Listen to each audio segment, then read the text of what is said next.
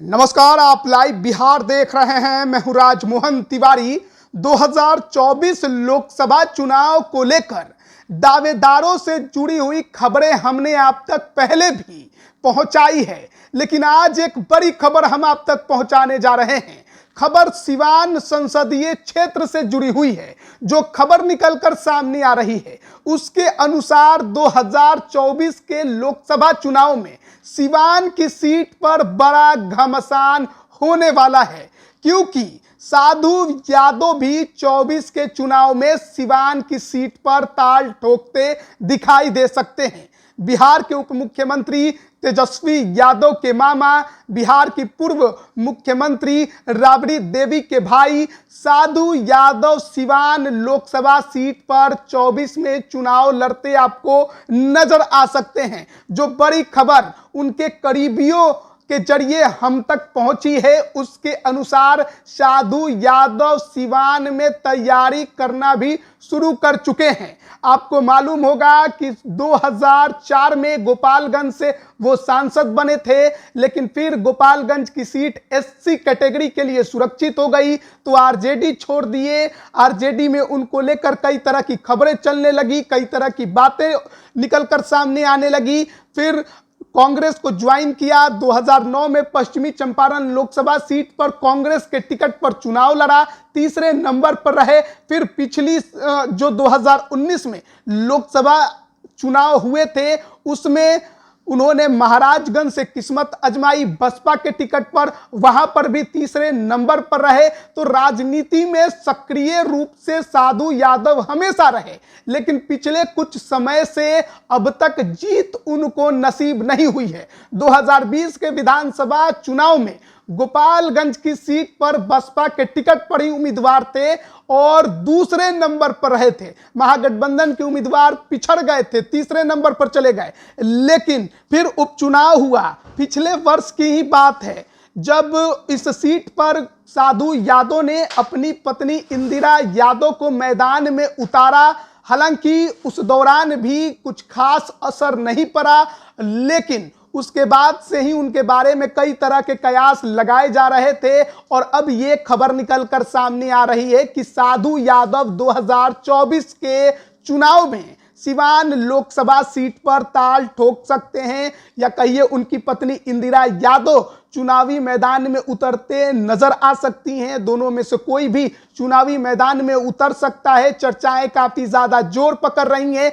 बसपा के टिकट पर उतरेंगी या फिर कोई और रणनीति साधु यादव के द्वारा लगाया जाएगा, इसको लेकर अब तक रुख स्पष्ट नहीं हुआ है। बसपा अभी किसी गठबंधन का हिस्सा नहीं है, लेकिन कई तरह के चर्चाएं चल रही हैं। खबर यह है कि बसपा आखिरी समय तक जो नया इंडिया गठबंधन बना है उस गठबंधन का हिस्सा बन सकती है। ऐसे में गोपालगंज और सिवान की सीट पर उनकी दावेदारी रहेगी और फिर साधु यादव इस सीट पर या तो चुनाव लड़ेंगे या फिर अपनी पत्नी इंदिरा यादव को चुनाव लड़ा सकते हैं। हालांकि अगर महागठबंधन जो बिहार में अभी चल रहा है उसकी बात करें तो भले ही मौजूदा सांसद कविता सिंह हो, लेकिन खबर है कि यह सीट महागठबंधन से माले के पक्ष में भी जा सकती है।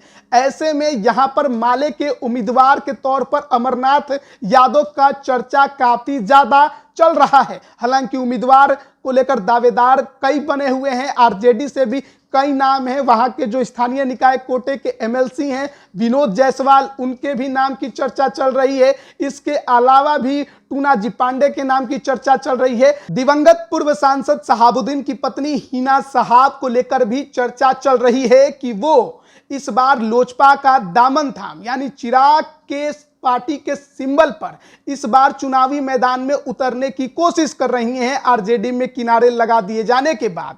लेकिन एनडीए के समीकरण में क्या वो फिट बैठ पाएंगी? ऐसे में और भी कई नामों की चर्चा है। पूर्व सांसद ओम प्रकाश यादव भी तैयारी कर रहे हैं। दरौदा से विधायक हैं करणजीत सिंह उर्फ व्यास सिंह, वो भी तैयारी में जुटे हुए हैं। बीजेपी या लोजपा जिसके भी खाते में यह सीट जाए उसके सिंबल पर चुनाव लड़ने को लेकर। लेकिन मौजूदा सांसद कविता सिंह जो कि जेडीयू की हैं, लेकिन महागठबंधन में यह सीट अगर माले या बसपा किसी के भी पास गया तो ऐसे में उनका टिकट कटना तय है। तो फिर वो हो सकता है कि एनडीए में आकर बीजेपी या लोजपा किसी के भी सिंबल पर चुनाव लड़ जाए। तो इस तरह की चर्चाएं बिहार की राजनीति, सिवान की राजनीति में लगातार चल रही है। लेकिन सबसे बड़ी खबर जो सिवान लोकसभा सीट को लेकर आ रही है वो है कि साधु यादव अब सिवान की सीट पर नजर गड़ा चुके हैं और 24 के चुनाव में वो मैदान में उतरेंगे या फिर अपनी पत्नी इंदिरा यादव को भी